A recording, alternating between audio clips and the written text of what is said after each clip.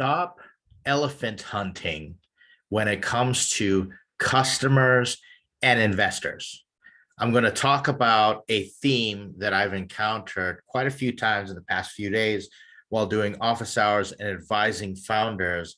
And it comes down to the concept of big game elephant hunting. Let me explain how this works. Founder goes, talks to an investor, big elephant. It's going to be awesome. We need to bag this elephant. We're tired of, hunting for little scraps here and there or living off veggies or grains or the land, seeds and nuts gathering. We want to be hunters and we need to bag this elephant. I'm sorry if you're anti hunting. I don't condone poaching elephants whatsoever, but the metaphor works in terms of the age old classic elephant hunting. Founder goes and tries to pitch the investor, and the investor gives one piece of advice or says no. And the founder goes back and says, why? And they give you the why. And then suddenly the founder starts making decisions and it works out all bad. Same with the customers.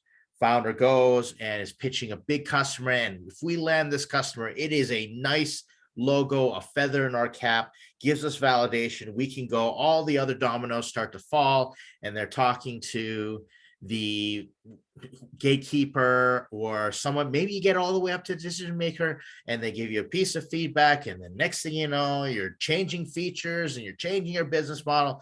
All boils down to elephant hunting. And I've seen founders, and I've been very straightforward and direct with founders, that not a good decision-making process at all. I'm going to give you how to do this based on my experience. And let me tell you, when it comes to feedback, getting a rejection, getting a no is just as good as getting a yes. It may not feel as good as getting a yes, and it may not happen in the timing or as fast as getting a yes, but getting a no is going to help you get to yes a lot faster and give you a nice solid reality check that you can use to evaluate what to do next. But you have to interpret the no, especially the reason why, properly. So a framework. Let me tell you a story from back in the day. I have a SaaS company. I go and I pitch $1 billion company, and I am talking to decision makers. And they are humming and hawing and say, yeah, we like the idea, but if you could change this and you could do that. I even got advice on the business model. I was working in employee engagement and culture, and they're saying, no, culture is not it. We know culture is important, but you got to go through the accounting department, and all these things. And next thing you know, I'm chasing all these features. I'm driving. It is a 3-hour drive to pitch this company. I'm taking business trips. In fact, one of these trips, trying to do this business development, trying to bag this elephant, I end up crashing my truck, my beloved truck. I love that truck. It was the first new vehicle that I bought, and it just got totaled. I almost killed my co-founder. He lost hearing in one ear. It was just totally bad news. And I was absolutely infuriated. And it was just a complete exercise of futility. I didn't end up getting the customer. I didn't end up getting that logo, that marquee client in my portfolio. And I wasted a whole bunch of time, wasted a whole bunch of energy, a whole bunch of breath trying to do that. And eventually I got to the point where I just gave 0 F's. I said, F this whole chasing the elephant. Like, they're acting, let's use another animal. They're acting like the 800-pound gorilla in the room. I'm going to get to a place where they need me more than I need them. I snapped. I lost it. Best decision that I ever made, because then we started rapidly prototyping and we started getting these small wins, worked with smaller companies. And next thing you know, we've got traction and we ended up getting acquired. All right. So here's how it also works with investors. I talk to the investor, they give me some feedback, etc. And everybody goes into a tizzy and says, wait a second, we need to change this and they need to say that. And I said, hang on, let's evaluate, how they said no and the reason they said no.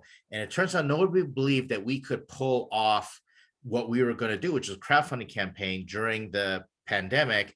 And I said, watch me. They said, this is literally the worst time. You should be doing this, etc. And I said, watch me. And we followed our gut instincts, our assumptions. We validated them. And next thing you know, then everybody wants to invest. But here's the thing is we could have failed. There's been many times where I followed my own instincts or what I knew because I trusted my domain expertise, and I made the wrong decision. But let me tell you, I made the wrong decision and I failed faster, a lot quicker than this infuriating chasing the investors, listening to them and what have you. And I get it. The investor is big. The investor's got influence. That customer means so much, and you want to be open to feedback.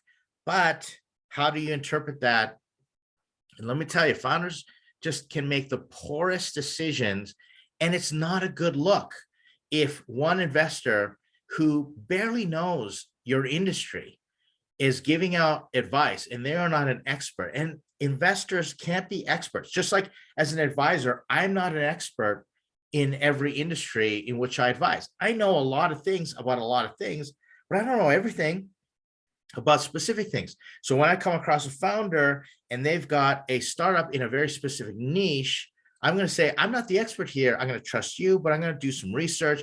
Let me go find some experts and let's validate what we have going, our plans, etc. So I'm going to show you how to do this general. So let's set it up here. You are going after the investor or the big customer, and they give you a no, or they just making you kick the tires back and forth.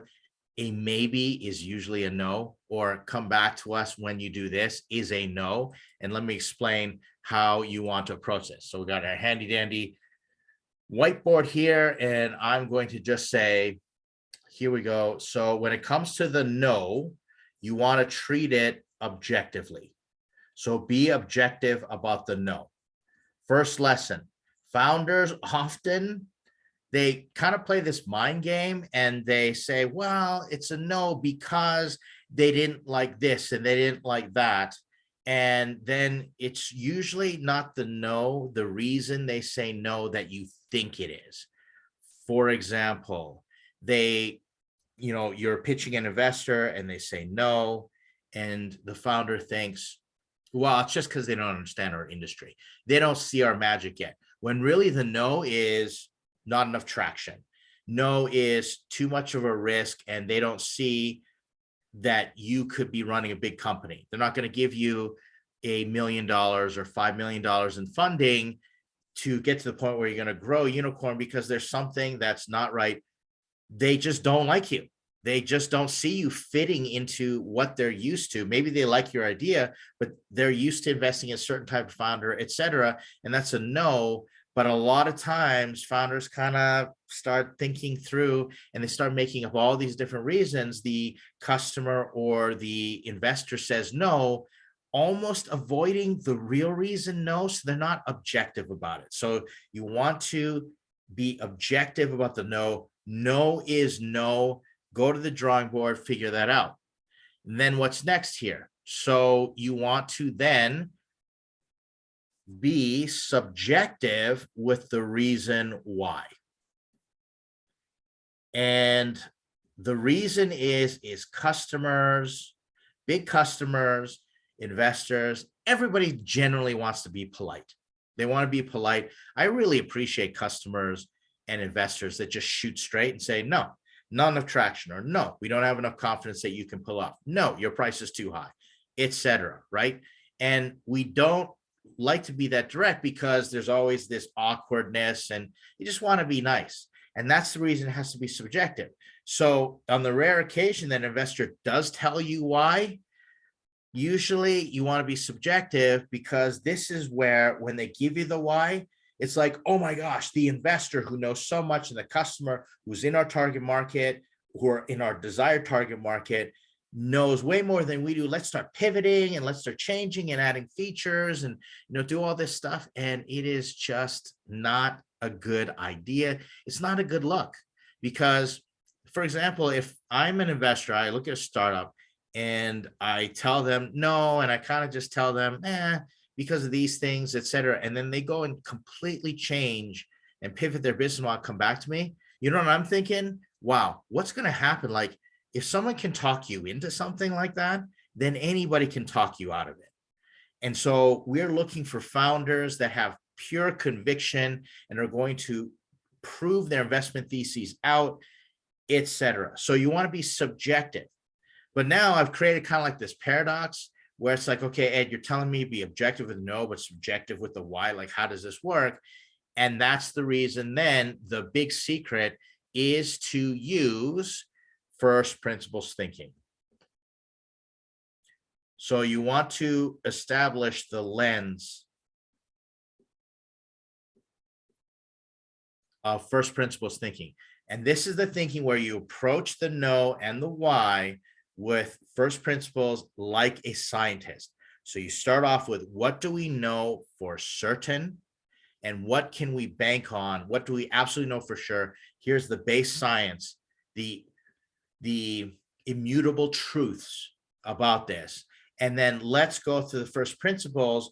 And when you ask why, they've given you a reason why, but then you ask, why would they say that?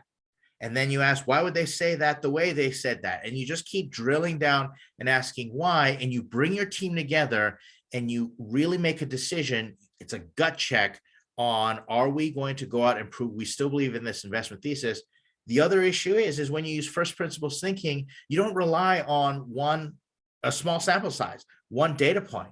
Doesn't help you. That's not what a data scientist does. It says, how can we gather as much data as possible? Which is the reason, go pitch as many investors as possible. I've seen founders get so deflated, and I get it. I know it's so discouraging to get that first no, but if you just react to that first no, I've seen founders go and they pitch like a few investors, like 12, and they get the same thing and they get all this answer. And you know what? They might get 12 out of 12 saying the exact same thing, but it's still subjective if you got a reason why. And then they start changing their business model and they start doing all these funky things. When I say go pitch 100 investors all over the place and then chop them up like a data scientist, use first principles thinking and say, all right, these are the segments. This is the reason why they might have said no. And this is the reason why they invest in the space and why they did do the things the way that they do, etc. And you sit in their shoes and you say, okay, if I was an objective scientist looking at our startup, what would I think about? It's the same thing with customers, is you want to start breaking that down and you want a bigger sample size. So what happens is founders get so excited, customer, say you're B2B, by that one customer that could knock all the dominoes over, and they just kick the tires and they keep giving you the runaround. Well, while you're getting the runaround, go pitch like 10 of their competitors. Like, go do the exact same thing and say, I'm in talks with this company and I want to get in. Just use that and then gather all your data, use the first principles approach and analyze it. And that's where, using first principles thinking, a true data scientist is not going to trust just one single data point at all. Now, that one data point may represent a whole bunch of data points. And again, it's how you approach the data. I've been in situations where one person's responded to me and it's made so much sense. It's made objective sense to me that I've said, thank you for that. I know you have pretty much catalyzed and pretty much, coalesced, condensed, focused all the feedback that we've been getting into one reason why. And that's been extremely helpful. And I'm grateful. I'm so grateful when that happens, even if it's a rejection and hurts a little bit. So there you have it. Take the no objectively, just for what it is. Don't read into it. It's a no. And then if you can get why, figure out, take it subjectively. So don't take it as immutable truth. It's, it's a burning bush speaking, and sending down tablets of commandments to you, okay, to use a religious reference. Don't take it like that, okay? Just take it as, this is objective, that person is subjective, and then break it down using first principles. Be like a data scientist, and then make your decisions accordingly. So there you have it. That's how I would approach it. Don't go elephant hunting. If you want my advice, just break it all apart and go after low-lying fruit. So don't hunt elephants, go be a fruit picker, working with that metaphor there. But go after the low-lying fruit, get your data and continue to gather that, then make your decisions accordingly. And you're going to save yourself so much time, so much money, and so much emotional energy, resources, your own sanity if you follow this advice. Let me know if you have any questions. More than happy to help. Thanks for watching. Check us out in the next office hours video.